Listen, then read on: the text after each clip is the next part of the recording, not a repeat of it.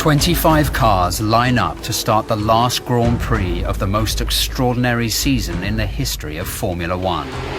This then is the clincher, the World Championship decider.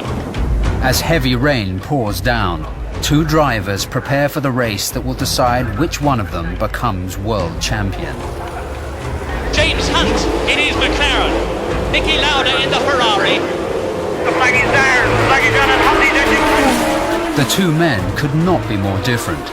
Britain's James Hunt is a fast, flamboyant showman who parties as hard as he races. James is the driver of the old time, the gentleman driver, the flamboyant, etc.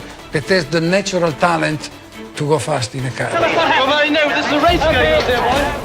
His rival is the steely Austrian Niki Lauda, who drives with cold, hard logic. Niki was the scientist, the counterpoint. He was the ultimate, the first really technical driver. This is the story of Formula One's legendary rivalry, told by those who witnessed it firsthand. James got out of the car, pulled off his crash helmet, started to rant and rave at them. The tension was just amazing. His face was a mask of blood, and they say, my God, how can he race? With previously unseen footage and exclusive interviews, this film charts the epic duel that would change the lives of both men and the sport forever. You couldn't make it up. You could not make up this season. It was just unbelievable.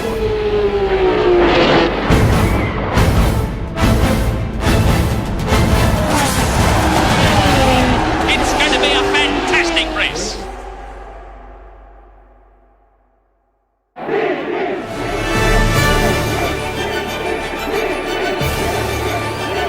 Fans line the streets to see Austrian Niki Lauda crowned world champion of 1975. Lauda drives for Ferrari, the greatest racing car constructor in the world. But Lauda's thoughts and those of his team are already turning to next season. Ferrari's team manager, Daniel Brühl, is confident that Lauda will retain his crown in 1976. Niki Lauda was a very professional driver. He can see the strategy, he can really understand when was the moment to push a little bit more, a little bit less, and was very fast, extremely fast and so consistent. Es war ungefähr so ein 6-Stunden-Programm, das in der Früh beginnt mit Laufen, über Schwimmen, in die Sauna, in den Kraftraum, den ganzen Tag geht. Das habe ich ungefähr 14 Tage lang gemacht und fühle mich jetzt körperlich viel besser und vor allem oben. But in Britain, a new challenger has emerged. Ladies and gentlemen, James Hunt. James Hunt has signed for British team McLaren, Ferrari's arch rivals, but he is yet to prove he is championship material. British drivers, and British cars for that matter, have dominated Grand Prix racing, and our domination has dropped off a little bit now. And I just feel very ambitious to take up the cudgels. I think James was hugely popular because he was an attractive character, he was a Brit, he was loved in this country already. But I don't think people really thought that he had anything like the chance that Niki Lauda had. Get up off of that thing! Hunt is better known for his romantic exploits than his driving. I once talked to Jackie Stewart, who had this thing about the car being a woman, and you drove the car like you made love to a woman. Do you have the same poetic turn of I'd sooner stick to the women. With his last team, his cavalier style had earned him the nickname Hunt the Shunt. Now McLaren team manager Alistair Caldwell has reservations about Hunt joining the team. The 76 season got off to a very interesting start for us. James didn't have a drive and we didn't have a driver, so we were thrown into bed with him. He rang me up and said, I think I'm your new driver, and I said, I guess you are. One of the first things you noticed that when the car was switched off on the grid, he was so wound up, the whole car was shaking with his nervous energy. He had a lot of adrenaline in, that's for sure, but that's one of the reasons why he was a good racing driver. He was always competitive and always very focused on something he wanted to do, be it budgerigars as a teenager, or train sets or Scalex tricks or something as a small boy. James was a sportsman through and through. He never played team games. His sports were all solitary. And he was very single-minded, and he knew what he wanted. He wanted to be world champion. The 1976 season will consist of 16 races over 10 months, running from January to October at locations across the world. It is not just Lauda and Hunt that are in competition. 15 different teams, each with 2 drivers, are in the fight for the title. But Ferrari and McLaren are the leading contenders. Ferrari were my arch enemies. Daniel Ricciardo was their team manager, so I was at war with them. Ferrari has a history much bigger, much longer than McLaren. We couldn't compete with them on money, but we could compete with them in style, and we can compete with them in efficiency. They were a lot bigger team, and they were incredibly Italian. I think we respect each other professionally, but I don't have a beer with him in the pub, if you want an example. Race 1 is in the scorching heat of the Interlagos circuit in Brazil.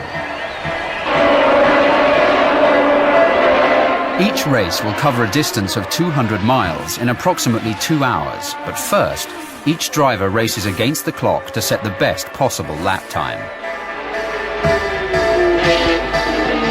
The driver with the best time will be rewarded with first place on the starting line, pole position.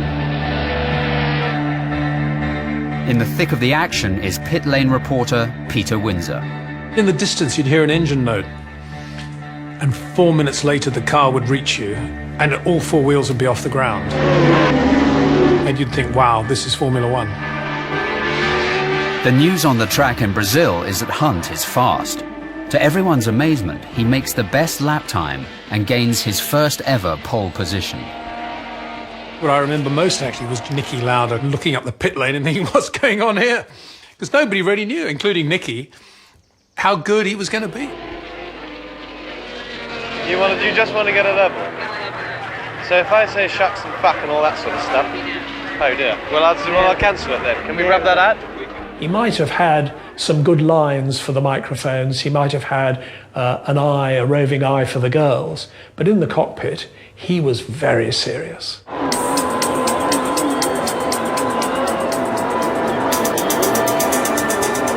Hunt takes his place at the front of the starting grid, just ahead of Lauda. The world champion's car carries the coveted number 1. But all eyes are on Hunt in car number 11.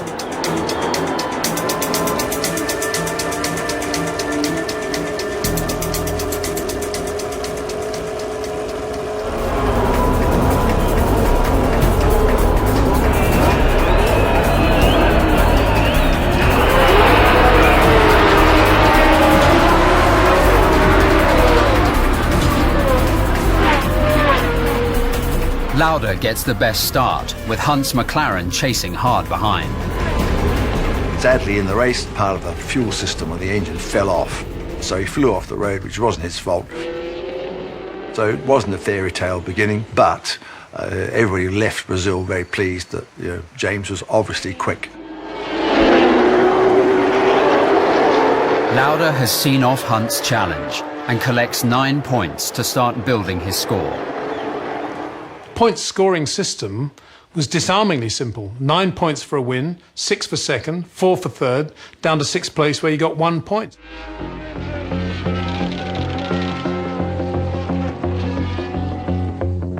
We didn't know it was going to become so complicated. In an age when Concorde is taking its first passenger flight and synth music is capturing the imagination, Lauda's highly technical approach perfectly suits a time falling in love with technology.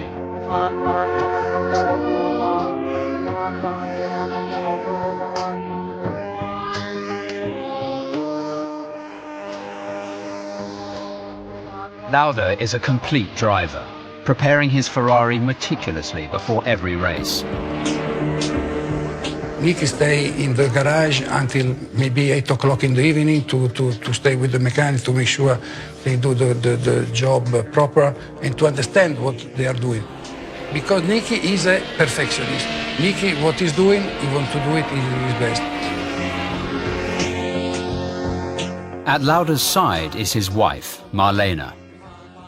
Marlene was a fantastic lady, young lady. Was a beautiful lady, but for Niki was also a big support, moral support, and I think was a big part of his success. Lauda knows how to get the best out of his team.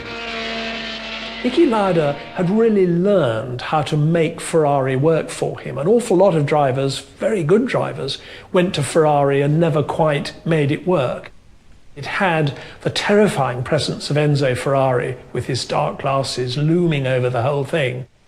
Incidere senz'altro, perché contribuisce notevolmente. After nearly 5 decades in motor racing, the 78-year-old Enzo Ferrari rules his family business with an iron fist. Mr. Ferrari lost his temper and he said, I am the boss here, you have to do what I want. He did have his favourites, and Niki clearly had got close to Enzo Ferrari in that way. But I think the bottom line is, Enzo Ferrari liked to win. He loved winners. He cared about the results. And Lauda delivers, pulling further and further ahead of Hunt with every race. But at the 4th round in Spain, Lauda has worrying news for Aldetto. Daniel, I have a problem. What happened? I fell out from my tractor in my house, in my garden, and I broke 2 or 3 ribs. I said, my God, 2 or 3 ribs. Oh, he had a gardening accident, I think. I think he was mowing his lawn in Austria with a garden tractor and it rolled on him, which is quite a common occurrence with garden tractors. James just had this approach to it all, which was, well, he's no problem. Halfway through the race, his ribs are going to give up and I'll pass him and win the race. It was exactly what happened. There was something in the air that night. The stars were bright. His first win for Marlboro McLaren. You're still extremely fast. How do you do it? Big balls.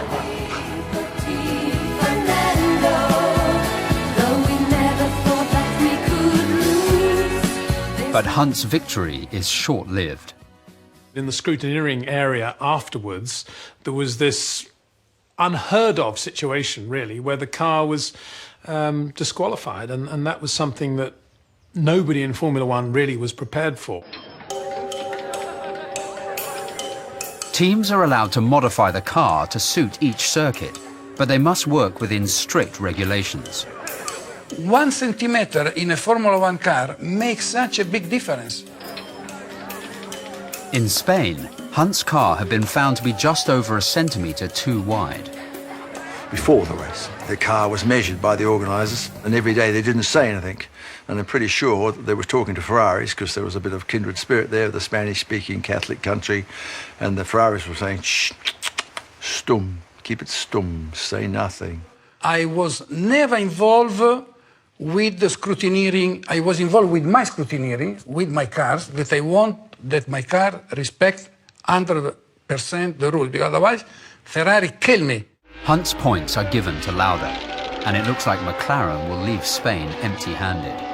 We immediately appealed because we thought the penalty didn't fit the crime. It was like being hung for stealing a loaf of bread. They pretend in the appeal to say that this difference was not affecting the performance of the car. Bullshit. Had you any idea that the car might be thrown out? No, I don't know. I just drive the damn thing. Although their teams are at war, both drivers are trying to steer clear of politics, but despite their different characters, their passion for racing is a bond. Well, Niki, he spent time in our pits, he was always visiting us, and his grasp of English was very good. And he was always known as the Rat, because he looked like a rat. So he was called Rat to his face. I mean, James said, hello, Rat. They meshed well because they weren't actually directly in competition from looks. You got a real type of thing going down, getting down. There's a whole lot of rhythm going round. You got a real type of thing. The wild side of 70s Formula One is revealed in this recently discovered footage of an after-race party. Hunt is the star, with Lauda in the wings. Are you ready?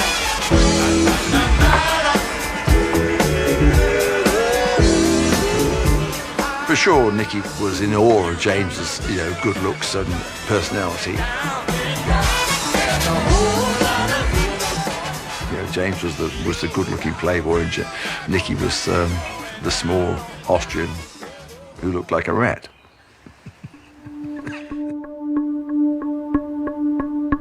They were good friends, though on the racetrack, of course, no quarter given, because that's the race driver persona can change completely once on the racetrack, so all this is forgotten. All successful racing drivers are invested with an enormous ego. They all think they're the quickest. They can't imagine that they're not the fastest racing driver in the world. To admit to anything else but that would be ludicrous. Niki and James both thought they were the best racing driver in the world. As the season approaches halfway, and even when the points from Spain are reinstated, it's Lauda who still dominates with double Hunt's points.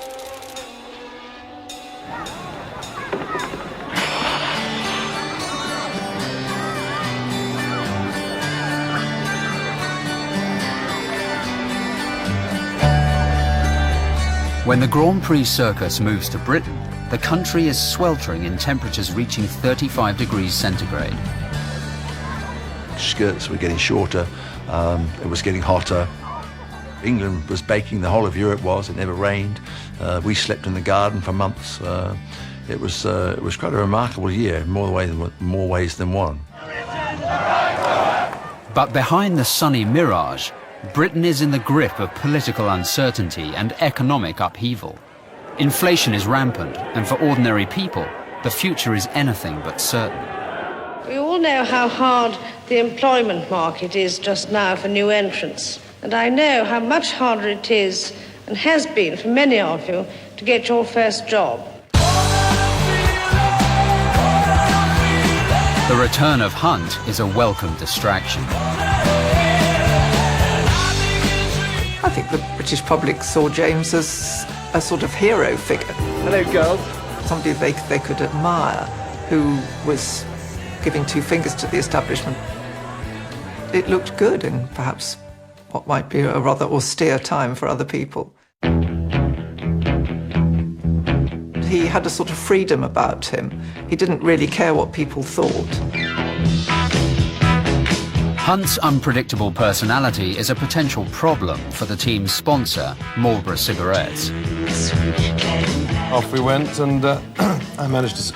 Excuse me, I've been training for my new sponsors. Image is everything for the American brand, and John Hogan, the man from Marlboro, has been tasked with keeping the young sportsman in line. He was this very brash figure with a trail of destruction behind him. So that was going to be new for McLaren, which is quite a straight-laced organisation, and also for his sponsors, which are also straight-laced organisations. In the year colour television sales overtake black and white, Hunt's car flashes Marlboro's distinctive red and white brand across the screen. And with it, he brings his own unique splash of colour. Turning up to a dinner party in black tie and flip-flops was, to James, pretty normal. And because he had this, what I don't know, what the British call savoir-faire, he was able to sort of carry it off. James changed the way Marlboro looked. It was the first and probably the only example of a sponsor being moulded by the driver and not vice versa.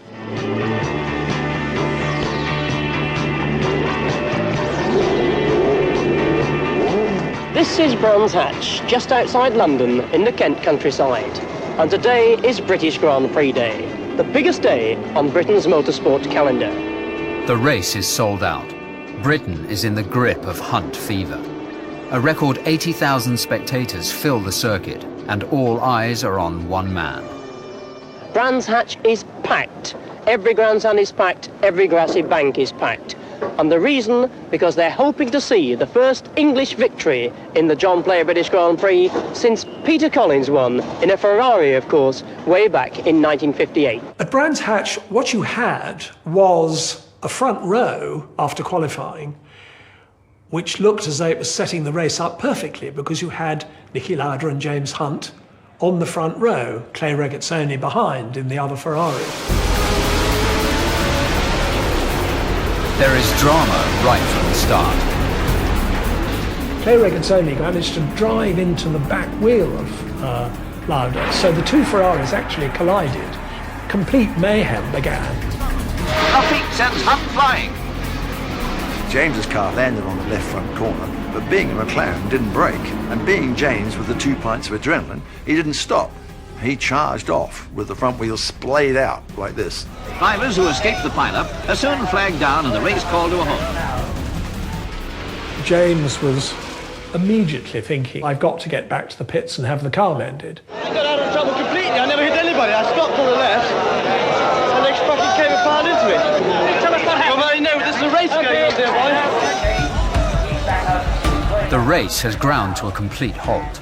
The organisers want to restart immediately, but Hunt's damaged car is not on the grid. And in the chaos in the pit road comes running up to me. I said, what's the car like? He said, oh, the car's destroyed. The car's a write-off. I wandered down to have a look at the race car and realised that the race car was repairable, that James's explanation that it was a write-off was not true. Caldwell and McLaren will have to act quickly. There are only minutes to spare. It was thought that James Hunt would not be allowed to take the restart. And the crowd got behind James as a driver they wanted to see in that restart in a way that you don't see outside a soccer match. A slow hand clap which ran from the start-finish line all the way up to Paddock Bend and all the way round South Bank and round to Westfield Bend, and then it became boos, and then it became catcalls.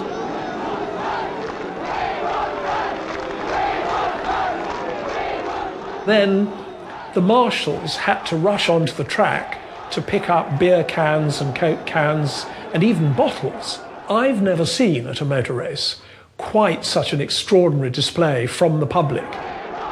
We want James Hunt, we want James Hunt. This mini riot that was going on, which was, not very British.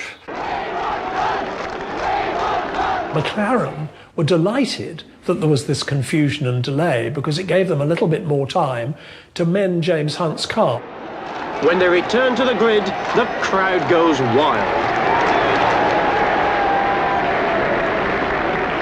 Now James Hunt is certain to start again.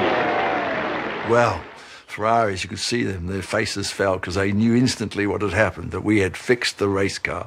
And what I remember most of all, actually, in all that, is Niki Lauda in a rage getting back into his car because he'd suddenly realised how much time had passed and that McLaren had had time to prepare their race car again and get it onto the grid, and he was absolutely livid. Back to the grid, and off they go again. After another chaotic start, Lauda storms ahead with Hunt chasing hard on his tail. The battle's really on now between Niki Lauda and James Hunt. Niki Lauda in the Ferrari leading, James Hunt cheered on by the British crowd, gradually winding him in. As we went past half distance, cars go round Paddock Bend, down to the bottom of the hill, up the hill and behind the trees. As the cars then came back into our sight, the McLaren was in front.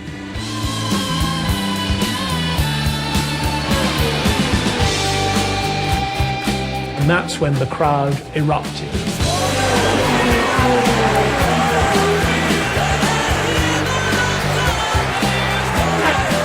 Britain's James Hunt in a Marlboro McLaren wins the British Grand Prix. And we did win the British Grand Prix fair and square. James, how much does this victory mean to you? 9 points, $20,000 and a lot of happiness. How remarkable. Can you give me a cigarette? Can I grab that cigarette off you? Thanks.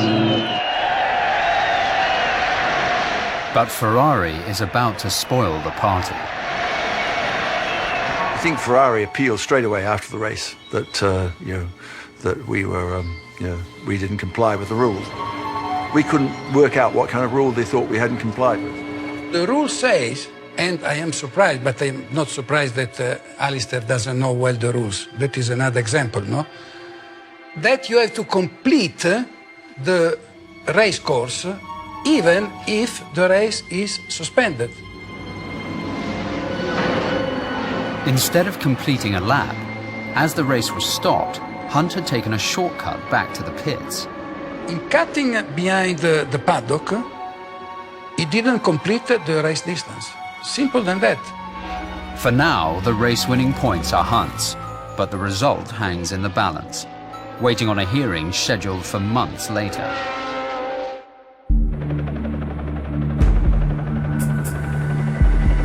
The next race is at the notorious Nürburgring in Germany.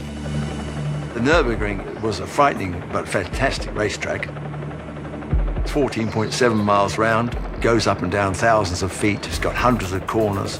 It was just generally hostile to fast racing cars, which is part of its appeal. 3 times world champion Jackie Stewart had driven the course to highlight the dangers of a track that had claimed more than 50 lives. Every time I see this, it frightens me, because there's no barriers on the right-hand side, there's just a rock face and trees. You've got a left-hand side barrier, but that's not where you're going to go off the road.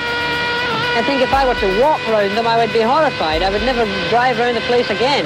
So the faster you drive around the ring, the less you know, and maybe that's the best thing to do. For a quick lap at the Nürburgring, you've probably experienced more in 7 minutes and 6 or 7 seconds than most people have experienced in all their life. It was a pre-health and safety era. Motor racing was dangerous, it said so on the back of every ticket, and it was part of what it was. Nearly every year in Formula One, a driver had been killed. By this stage, I'd lost my brother was a racing car accident. So after that, I thought, I won't befriend racing drivers. I'll have them as people who work for me, but I won't become their friend because I don't want to go to their funeral as a friend.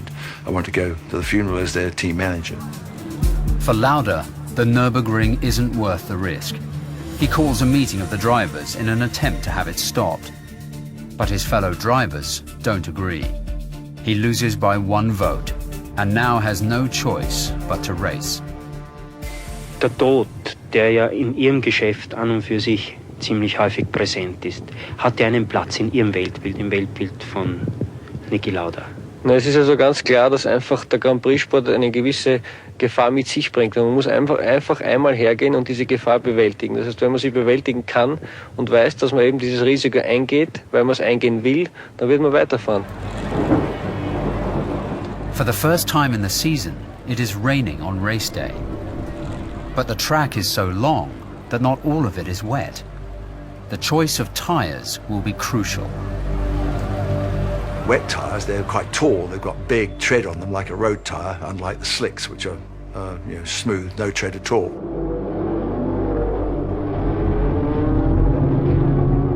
Like most of the field, Lauda starts the race on wet weather tyres, but quickly discovers he is losing too much speed on every dry section of the track. After the first lap, many drivers come into the pits to change the tires. It was really a chaos. The pit stop was a little bit slow. And when Niki restarted for the second lap with the slick, he was about maybe in 10th position. For a driver, it's not good psychologically to go to race in a circuit that you judge that is too dangerous, because it puts you in a condition that you are afraid. When he restarted on the second lap, was not the cool Niki that we know. Lauda will not complete the lap.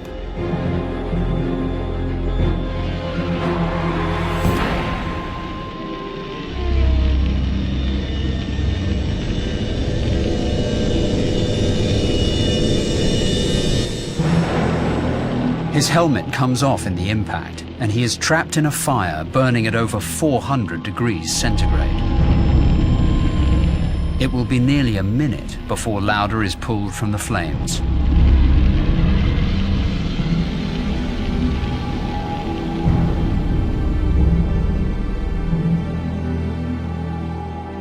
I put his head in my lap. Didn't want him to lie flat.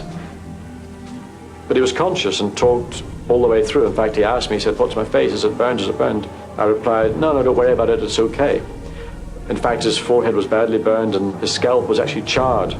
Rather than telling him all this, we just tried to keep him as quiet and composed as possible. Lauda is rushed to hospital.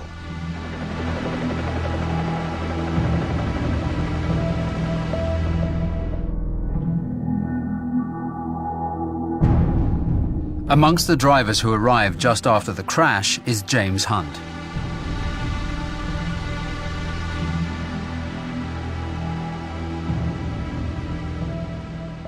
We weren't aware Niki was in trouble because there were racing drivers at the scene and he was conscious and talking to everybody. So when drivers came back to the pits and said, "Oh, Niki's burnt, but he's okay, he's fine." With the track cleared, the race is restarted and Hunt is victorious. He is now just 14 points behind Lauda. Then the news came through that he was gravely ill, so yeah, just cast a shadow over the whole thing.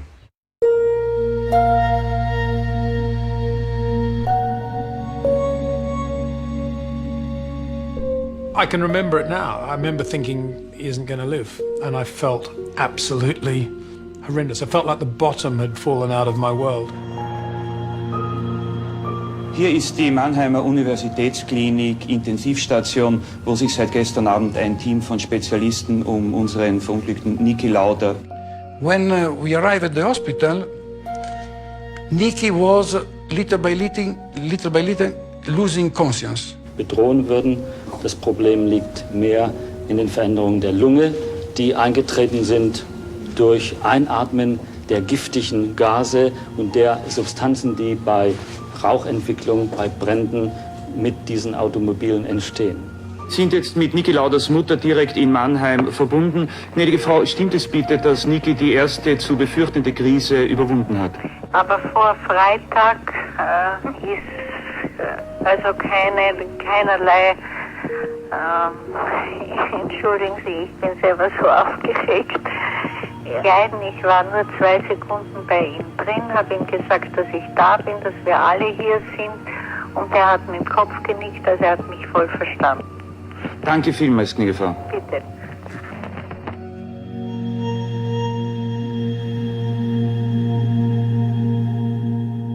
Whilst Lauda battles for his life, Ferrari are already looking for another driver. So I was speaking with Ferrari all the time about the accident, and Ferrari said to me something, Ferrari will live, with or without Niki. You don't need to stay in the hospital, we need you go back to the circuit and find another driver, because if Niki will not drive, Ferrari will not stop. Once he had been the protege of Enzo Ferrari. But for Enzo, giving up on the World Championship is not an option. Press and the public like to concentrate on the driver as being the most important member of the team, but it's not at all. The drivers are very, very much replaceable. And the unfortunate idea of the 2 McLaren drivers being involved in a motorway accident together and dying, do you think that their team would be on the back row of the grid at the next race? No, they won't be, because they'll just hire 2 more hot shoes and they'll be right up there. Hunt takes full advantage in the next 2 races, closing the gap to just 2 points. And with Niki Lauda, his main opponent, likely to be in hospital for some time, his chances of winning the title are pretty good. Lauda has 2nd and 3rd degree burns to his face and hands. Part of his scalp has been burnt away. He has lost half of one ear, and his lungs are barely working. But I suddenly was aware of, through the accident, how quickly you can die. I remember my wife coming, and she burst in tears. So she was very much affected when she saw me there. And I thought, shit, you know, if she's crying, I must be in a bad stage. But in racing, the risk and taking chances was exactly the same as it was before, because this was part of the game.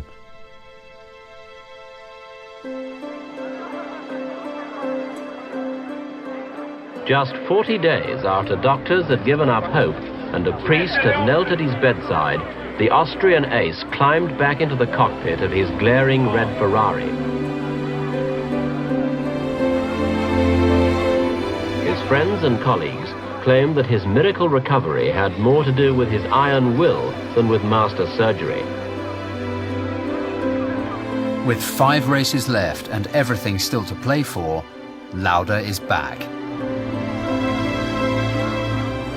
When I came to the hospital, you know, you feel like kind of you feel like you're very tired and you would like to go and sleep.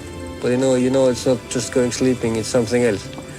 And then you just fight with the brain. You hear noises and you hear voices and you just try to listen what they're saying, and you try to keep your brain working and to get the body ready to fight against the illness. And I think this was very good that I did that, because in that way I survived. Niki Lauda was recovering so fast that he proposed to Ferrari to race in Monza. Ferrari said, no, don't, because if we lose the championship in the end of the year, it's better you don't start so early, because then we can say you had an accident. And this was exactly the opposite what I was thinking. Glauben Sie selbst daran, dass Sie in Monza Weltmeisterschaftspunkte machen können? Das ist schwer zu sagen, das kann man erst beurteilen nach dem Training, dass man sieht, wie weit im Training ich vorn liege oder hinten liege und wo der Hand liegt, und das kann man jetzt unmöglich sagen. Was hätten Sie noch auf dem Herzen, was Sie gerne sagen wollten? Nix, ich freue mich einfach wieder zu leben und ich freue mich wieder in meinen Beruf einzusteigen und hoffe, genauso wie in der Vergangenheit, das Beste geben zu werden. At Lauda's side is his wife, Marlene. She has been with him throughout his recovery, but Monza is the last place she wants him to be. Haben Sie während der letzten 5 schweren Wochen irgendwann einmal die Idee gehabt, es wäre vielleicht besser, wenn Niki Lauda aufhört, oder haben Sie den Wunsch gehabt? Nein, ich hab seine Krankheit, wenn man es Krankheit nennen kann, nicht ausgenützt. Zu sagen, Niki, jetzt musst du aufhören. Das wäre so falsch gewesen, weil ich wusste von vorne an, dass er es nicht machen würde.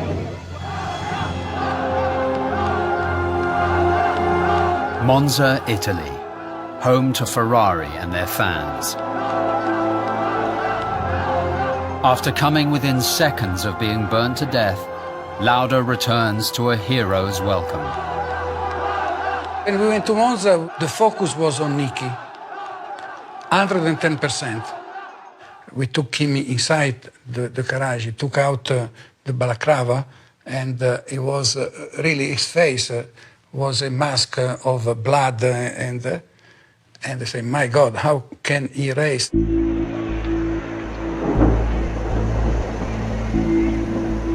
It was pouring with rain on his return. This is the Nürburgring carrying on almost, the gloom of the Nürburgring. Is there any psychological after effects from this accident for you at all? No, I don't think so. Everything looks good.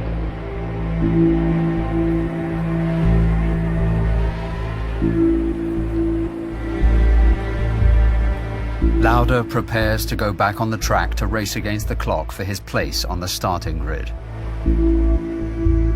The pressure was on, the Ferrari called, should I race, should I not race? It was a huge pressure on me for that particular race. The physical scars have begun to heal, but the mental ones run deeper. I came to the circuit, wanted to drive out of the pits and couldn't drive.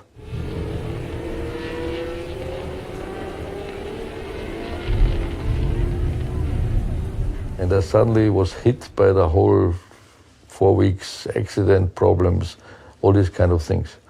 And I just couldn't drive. So I did one slow lap, went back into the pits. I said I go back there and I drive for myself.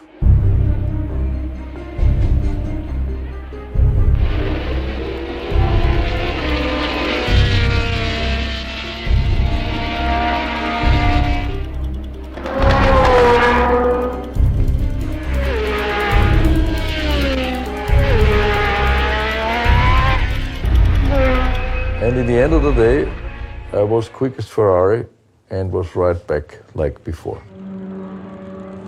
Just before the race begins, Hunt's team, McLaren, are having problems of their own.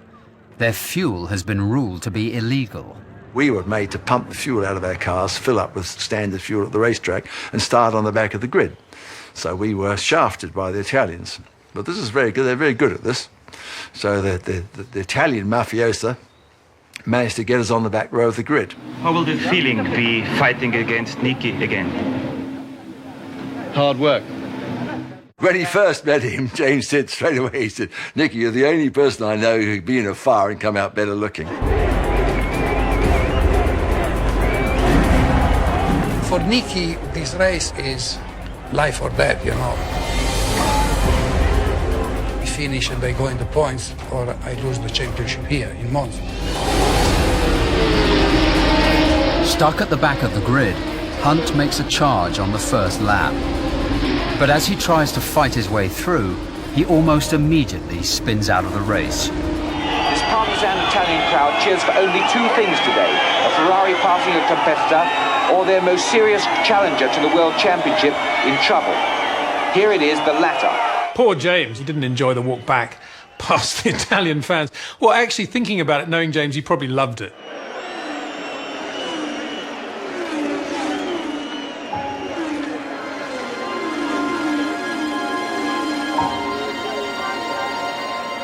Lauda's wife, Marlene, can only watch.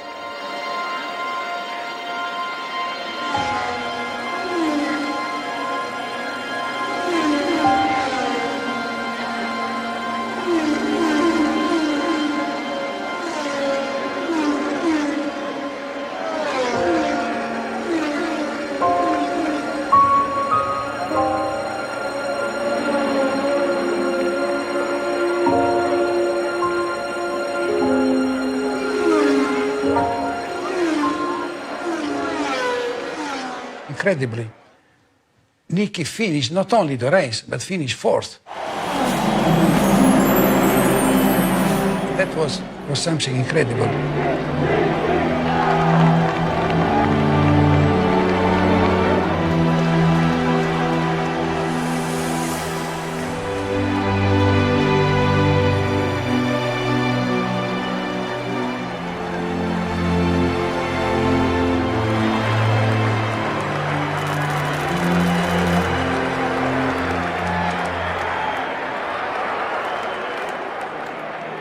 Hunt and McLaren jet off to prepare for the Canadian Grand Prix, but their troubles are far from over.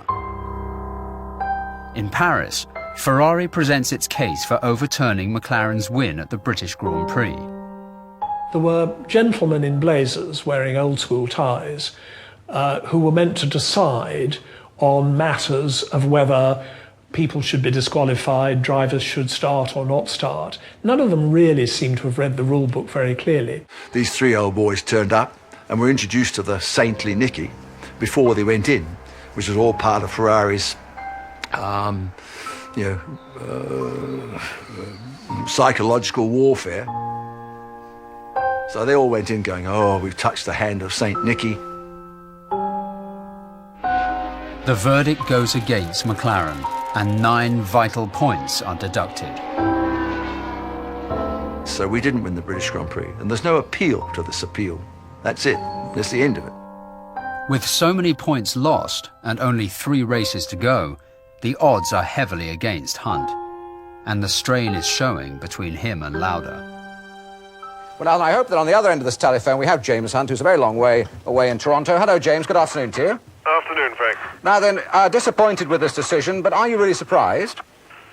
Yes, I was very surprised because of the, as far as the rules were concerned, there was no question. Ferrari had no case. Well, in fact, we've just pulled off the tapes here in London as I've been talking to you, a quote from Niki Lauda. He has reacted to the news, quite understandably, by saying, "I'm delighted, madly delighted."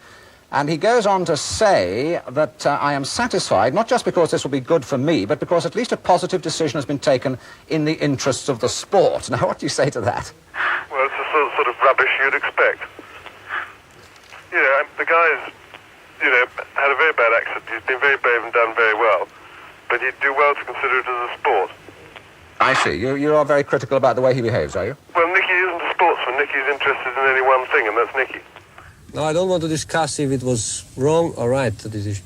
At least I expected of James to react in the same way, to respect me as a driver and fight if he wants against Ferrari. I decided that we couldn't possibly win the World Championship from this position now without these points, and stopped trying to control James's excesses, which became quite excessive.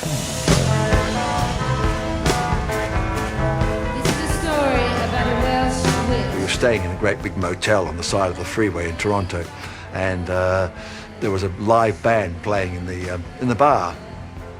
And the lead singer was a bit like Stevie Nicks, blonde little dynamite creature. So James managed to pull her. We had to get up early in the morning to go out to the warm-up, and he came down, dishevelled with this lady, obviously hardly, anyway, dishevelled might be the best way of putting it. Staggered off to the racetrack, won the race.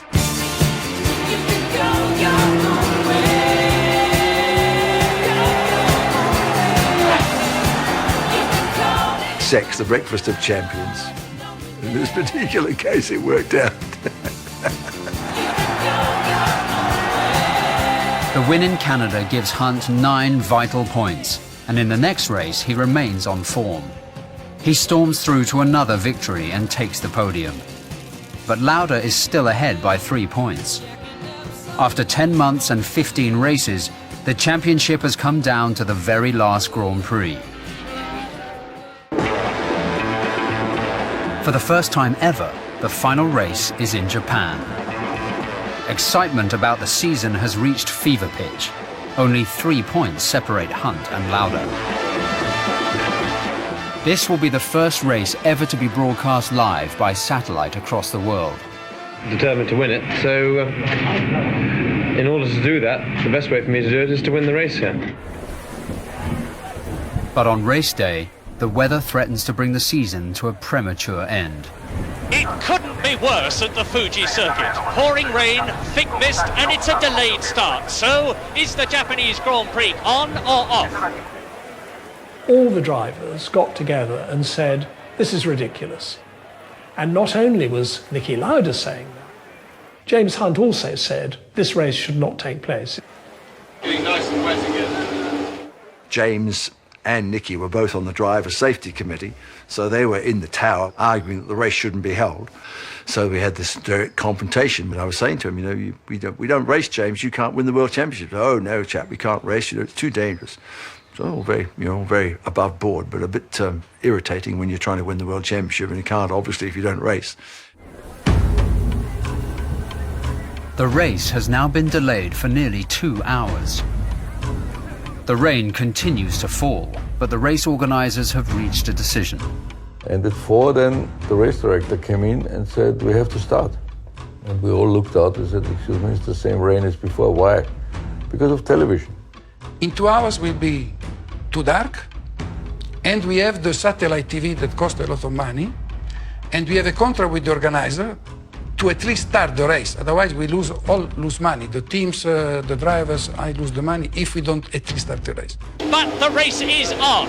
James Hunt in his McLaren, getting ready for a lap of the circuit. And next, out comes Niki Lauda to join the grid with the rest of the competitors. The drivers have been forced onto the starting grid by the demands of the vast TV audience they have created. This then is the clincher, the World Championship decider. 3 points separate the leader, Niki Lauda in the Ferrari, and Britain's James Hunt in the McLaren. It's going to be a fantastic race. In Britain, it's 3 in the morning. Hunt's parents and friends are watching the live satellite broadcast in a TV studio, but his sister, Sally, is at home, glued to the radio. We switched on the radio very early in the morning, and I can remember walking around the house with the radio clamped to my ear. And the tension was just amazing. And who is going to reach the corner first? The flag is down. Flag is down, and Hunt is edging casually ahead. Front row side by side. And it's James Hunt who takes the lead in the Japanese Grand Prix. And fifth, or sixth, is Niki Lauda. Hunt with close of the race, flying up from the Sauber McLaren. Hunt takes the lead, but for the other drivers following, the water spray is dangerously reducing visibility to almost zero. and all the cars are skidding and sliding in the heavy rain. Van Wilde going through, and Hunt has let Van Wilde. No, he hasn't let him pass. Side by side, Van Wilde up, and Van Wilde spins! And he missed Hunt by inches. And Niki Lauda has pulled into the pits in front of us. Niki Lauda, the world champion, has pulled into the pits. Niki stopped because, you know, it's too dangerous, I stop. Yes, this amazing 1976 World Championship Series is maintaining its drama because Niki Lauda, leading the World Championship, is out of the race. But, amazingly enough, there's nothing wrong with his car. I tell him, Niki, what do you have to say that you have a technical failure or something? No, he said to me, tell them that it is too dangerous to race. When you are a normal racing driver and not affected by an accident, you have reserves. So that means your level of risk-taking is higher than you, like in my case, you just come out of death and had everything happening to you. And then a couple of races later, you have to face this more difficult situation with the water and rain and risk going up. And at that time, I was not prepared to take this extra risk because of the accident. And emotionally, for me, it was impossible to tell Niki, you know, to go back to race. Because you see, his eyes was really terrorized. Lauda is out of the race, but he will still become world champion if Hunt fails to score enough points.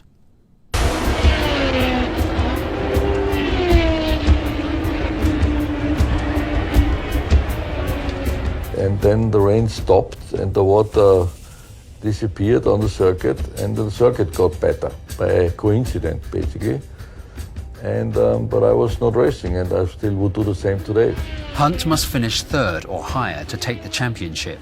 But as the track dries out, his wet weather tyres begin to overheat. One of the techniques you could do is cool them down by running in puddles deliberately on the straights. So we put this sign out, cool tyres, but James refused to acknowledge or do this. Cool the tyres! Cool the tyres! And he's down the middle of the road, oblivious. Eventually, he wore all the rubber off them, all the canvas, down to the air, and he had 2 flat tyres. And with 5 laps to go, he came into the pits. We thought that perhaps it was all going to go wrong for James. And Hunt is in the pits in second place. And if he drops below 4th, if he goes out, his world championship is going to be in danger. What an incredible change of fortune. Because he had 2 flat tyres, we couldn't jack the car up very well. So the car was too low to get the jack underneath. So a mechanic and I had to pick up the left front of the car. So it took us like 24 seconds or something to change the tyres. And James Hunt gets away. Now he is in 5th position and out of the contention. With the championship seemingly beyond his grasp, Hunt the sportsman throws caution to the wind and makes his charge for the finish. And James Hunt is passing Jones. Hunt is 4th, and Regazzoni is out of the race. So now Hunt moves up to 3rd position. And James Hunt is going to win the World Championship if he just keeps going in the place he's in now. And he does it.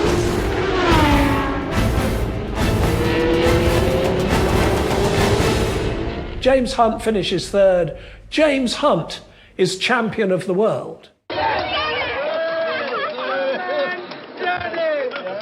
And we were all whizzing about, sort of cheering and excited because James was now world champion. I think the scenes in the McLaren pits will speak for themselves. But right now, Hunt himself has no idea the championship is his. James Hunt came into the pits in a rage. And as the McLaren team gathered round, James got out of the car, pulled off his crash helmet, started to rant and rave at them. And Teddy Mayer was holding up 3 fingers saying, James, you're 3rd, you're champion. And gradually, the penny dropped. It was an extraordinary moment. There was a lot of excitement and does he know yet, and is it true? And then suddenly it was true, and he was world champion. Hunt has won despite ignoring team orders. I was not best pleased with him. You won't see me in any of the photographs, so I'm nowhere near him, because I just want to punch him in the mouth.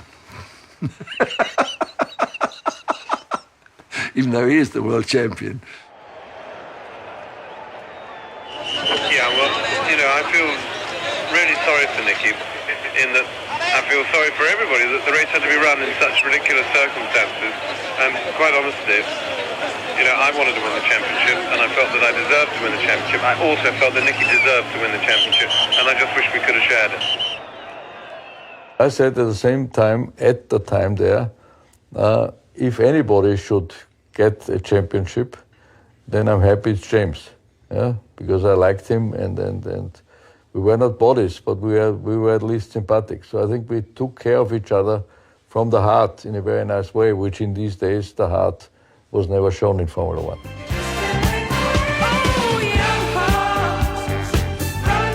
Hunt, who came into Heathrow early today, said, "I don't think I've stopped celebrating since the race."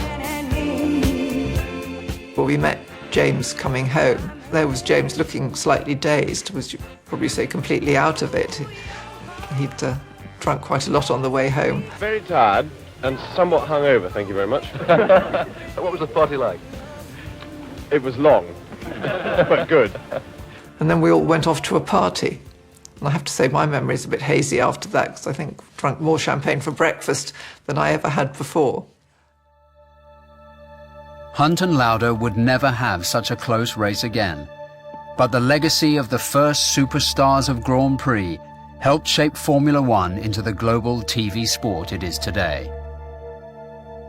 The excitement of that season meant that no self-respecting country could allow its television service not to cover Formula One properly. So suddenly Formula One was available everywhere. We had James and Niki coming out of this as these two titans of their time. Who could have predicted that? It was just the most amazing season. In life we need a certain amount of luck, but now the question is how much luck you need. I think the luck is the minimum. I think human beings can do much more for themselves than they think.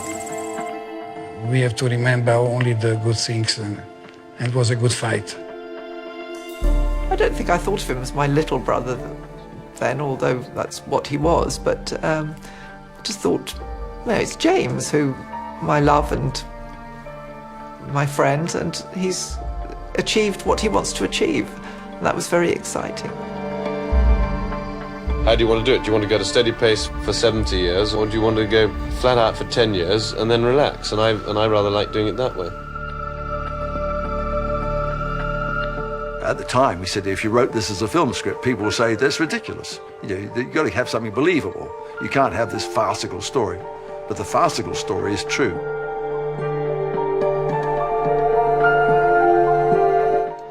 In the 60s and early 70s, Grand Prix would out of control. For some drivers, including Sir Jackie Stewart, enough was enough. BBC 4 now recalls those killer years. But next on BBC 2, meet Baldrick, new Member of Parliament. It's Blackadder.